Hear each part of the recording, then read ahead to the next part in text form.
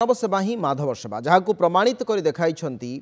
देवयुग foundation Nandighosh TV रे खबर प्रसारण पर असहाय परिवार निकट में पहुंचती भुवनेश्वर देवयुग फाउंडेशन सदस्य अजणा रोग पीड़ित 14 वर्षर बालक उपमन्यु बेहरा गत 7 मास तले होली खेल पर देहरे घिमिरी भली आरंभ हो क्रमशः बढ़ी देहर समस्त अंश को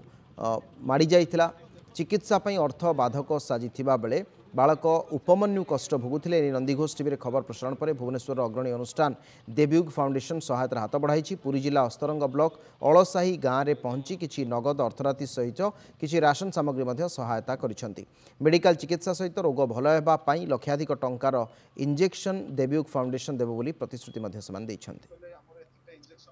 गवर्नमेंट मेडिकल पाख स्वास्थ्य केन्द्र सब देखाला बहुत से संभाली तार बहुत बढ़ी चलला एमती पूरी कटक भुवनेश्वर सब देखाला लास्ट बहुत किसी मानने किसी सहायता मैंने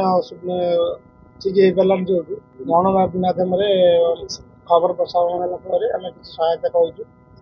आज गोटे अनुष्ठान सार मैंने आसिक आमको सहायता कहले कि डाक्तर आमको कहते कि 10टा इंजेक्शन लगे पुओटी ठीक हे। इंजेक्शन पर किसी मानने अर्थ संबल ना सहायता करमको साहय गणमाध्यम मुझे आसी शुणिली एपटू गणमाध्यम किसी सांबादिक भाई भाई बंधु बंधु शुणिली गोटे पिलाटर अजणा रोग जी की चिकित्सित हो बहुत हैरान हो गरीब पिलाटी जना पड़नी कौन है बहुत इंजेक्शन टा नौ गोटे दामिकिया इंजेक्शन जोटा कि सक्षम हो पाना देवाई से आसती देखा करने